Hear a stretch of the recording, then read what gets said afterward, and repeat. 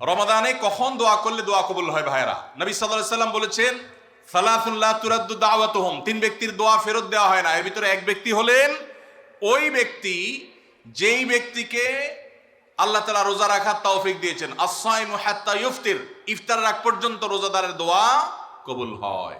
কিন্তু স্পেশালি ইফতারের আগের টাইমটা দোয়া কবুল হয়, যে টাইমে আমরা ছোলা মুড়ি মিশানোতে ব্যস্ত থাকি, ওই টাইমটাতে দোয়া কবুল হয়। এই জন্য ছোলা মুড়ি যা মেশানো দরকার আগে মিশায়া সূর্য ডুবার আগে 10-15টা মিনিট মনোযোগ দিয়ে দোয়া করবে। ভাইরা, আল্লাহর কাছে অনুতপ্ত হতে হবে যে আল্লাহ যত গুনাহ করেছি আপনি মাফ করে দেন। তওবা করতে হবে, লজ্জিত হতে হবে, অনুতপ্ত হইতে হবে। এরপরে কায় মনোবাক্যে অন্তর অন্তঃস্থল থেকে আল্লাহর কাছে দোয়া করতে হবে মাফ পাওয়ার জন্য। এবং বিশেষ করে সাহরির সময়, ভোর রাত, দোয়া কবুলের সময়গুলো বিশেষ করে দোয়া করে ক্ষমা চাইতে হবে, ক্ষমা নিতে হবে। ইফতারের আগ মুহূর্তটা এটা দোয়া কবুলের সময়, অতএব সেই মুহূর্তটা বিশেষভাবে দোয়া কবুল করতে হবে। দোয়া কবুলের যে শর্তগুলো আছে, হালাল উপার্জন, কায় মনোবাক্যে দোয়া করা, মনোযোগের সাথে দোয়া করা, চোখের পানি ফেলে দোয়া করা, সেগুলো করলে আশা করা যায় আল্লাহ তাআলা ক্ষমার দোয়াও কবুল করবেন।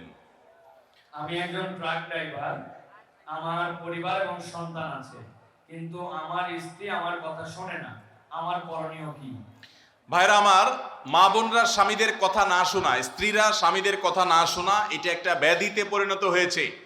পশ্চিমাদের মুখরোচক স্লোগানে আমাদের অনেক মুসলিম নারীরা বিভ্রান্ত হয়ে গেছেন। মনে রাখবেন, কোন নারী যত রকম ইবাদত বন্দেগী করুক, তিনি যদি স্বামীর সাথে সবসময় আড়াআড়ি করা, স্বামীকে ইগনোর করা, তাকে অমান্য করার মানসিকতা তার মধ্যে তৈরি হয়, তাহলে তিনি কখনো নেককার মুসলিম নারী হতে পারেন না। যে ভাই এই প্রশ্ন করেছেন তাকে বলবো, বিয়ের আগে এটা ভাবা দরকার ছিল যে এই মেয়ের মধ্যে আল্লাহর ভয় আছে কিনা। যদি কেউ মুত্তাকি হয়ে থাকে, সত্যিকারের মুসলিম হয়, আল্লাহ ভীরু হয়, তিনি কখনো স্বামীর অবাধ্য হতে পারেন না। কোনো বিষয় নিয়ে মনোমালিন্য হতে পারে, মতভিন্ন হতে পারে, কিন্তু তাই বলে অবাধ্য হওয়া যেটা বলে সেটা হতে পারে না। এখন এই বোনকে আপনি মোটিভেশন দেন, তাকে ভালো মুসলমান বানাবার চেষ্টা করেন। আপনার কথা শোনানোর চাইতে তাকে আল্লাহর আনুগত্য করেন, আল্লাহর আনুগত্যে আনেন। আল্লাহর আনুগত্যে আসলে সে স্বামীর কথা এমনি শুনবে ইনশাআল্লাহ। পরিচিত এক হিন্দু বোনের প্রশ্ন, যে সন্তানটা মুসলিম বাবা মার ঘরে জন্ম হয় সে সাধারণত মুসলিম হিসেবে জীবন অতিবাহিত করে, আর যে সন্তান হিন্দু বাবা মার ঘরে জন্ম নেয় সে সনাতনী ধর্মে দীক্ষিত হয়।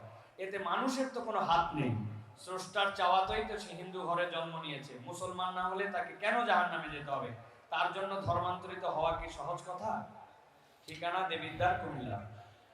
ধন্যবাদ। যেই হিন্দু বোন প্রশ্ন করেছেন সেই বোনকে আমি বিনয়ের সাথে বলতে চাই, আল্লাহ রাব্বুল আলামিন আমাদের প্রত্যেককে বিবেক দিয়েছেন।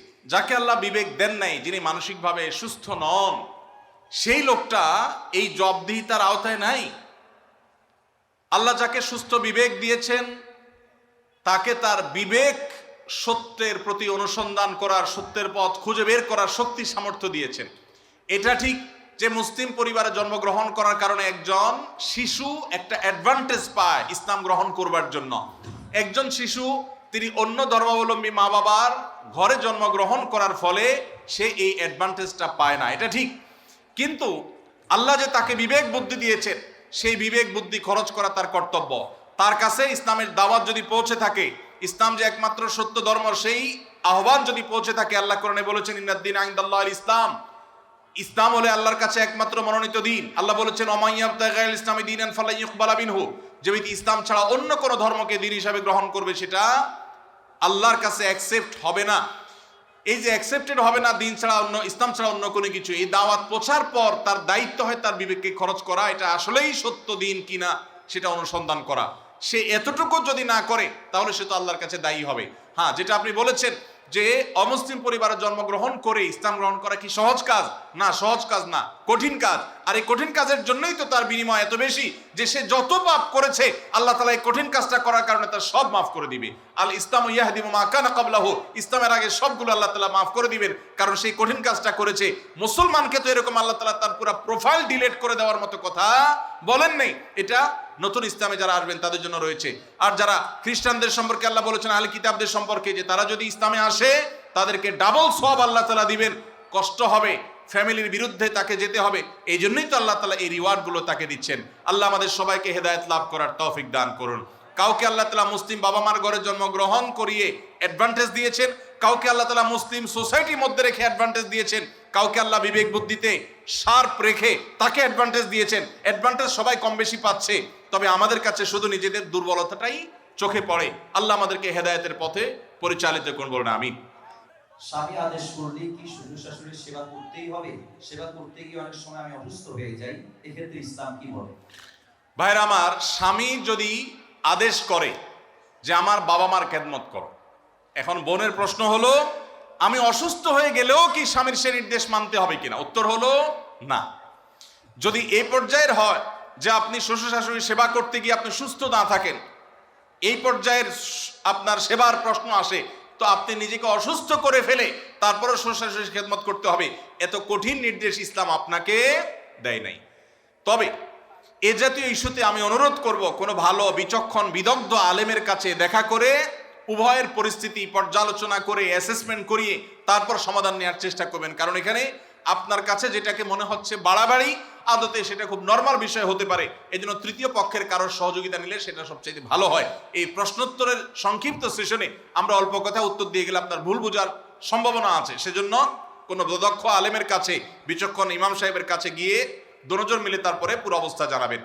শরীয়ত মৌলিকভাবে মেয়েদের জন্য শ্বশুর শাশুড়ির খেদমত করাকে ফরজ ওয়াজিব করে নাই, কিন্তু স্বামীর প্রতি তার যে শ্রদ্ধা ভালোবাসার দাবি আছে, সেই দাবি থেকে যে স্বামীটা সারাদিন আমার সংসার সন্তানের উন্নতির জন্য কষ্ট করে, সেই স্বামীটার অগোচরে তার উপরে কর্তব্য তার বাপ মার সেবা করা। তিনি যেহেতু আমার কাজে গেছেন, আমি তার জন্য একটু হেল্প করলাম, তার হয়ে একটু কাজ করলাম। তাছাড়া মা বাবার মতো বয়সী মানুষ, তারা যখন আশেপাশে তাদের সেবা করার মানসিকতা থাকা দরকার। কিন্তু সেই সাথে এটাও ঠিক যে আমাদের সমাজে অনেক শ্বশুর শাশুড়ি আছে আস্ত জোয়ান তাগড়া সুস্থ সবল, এরপরও সে আশা করে বসে থাকে বৌমা সব করে দিবে। এটা খুব বাজে একটা অভ্যাস। অনেক শ্বশুর শাশুড়ি আছে, তারা মনে করে বৌমা ঘরে আসছে মানে হলো কাজের মেয়ে ঘরে আসছে, অতএব আমাদের এটা বাই ডিফল্ট পাওনা হয়ে গেছে। এটা খুবই বাজে একটা উদাহরণ। শ্বশুর শাশুড়িদেরও আল্লাহর কাছে বিচার আছে, তারা জুলুম করলে, সীমালঙ্ঘন করলে তাদেরও দায় আল্লাহ তাআলার কাছে থাকবে। নিজের মেয়েটা তাকে দিয়ে কোনো কাজ করায় না, আরেক ঘরের মেয়ে আসছে তাকে দিয়ে সারাদিন গাদা খাটনি করা, এটা জুলুম। অতএব জুলুমও করা যাবে না। আবার বোনরা শ্বশুর শাশুড়িদেরকে ইগনোরও করবেন না। আল্লাহ তাআলা আমাদেরকে আল্লাহর নির্দেশকে যথাযোগ্যভাবে মানার তৌফিক দান করুন। বেনামাজি মানুষ মৃত ব্যক্তিকে গোসল করাতে পারবে কিনা?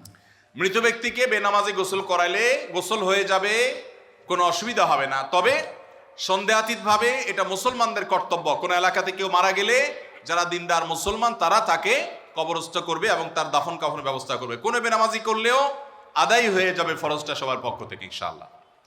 বিভিন্ন অ্যাপ ব্যবহার করার কারণে পয়েন্ট দেওয়া হয়ে থাকে, এসব পয়েন্ট ব্যবহার করে বিভিন্ন অফার নেওয়া যায় হবে কিনা?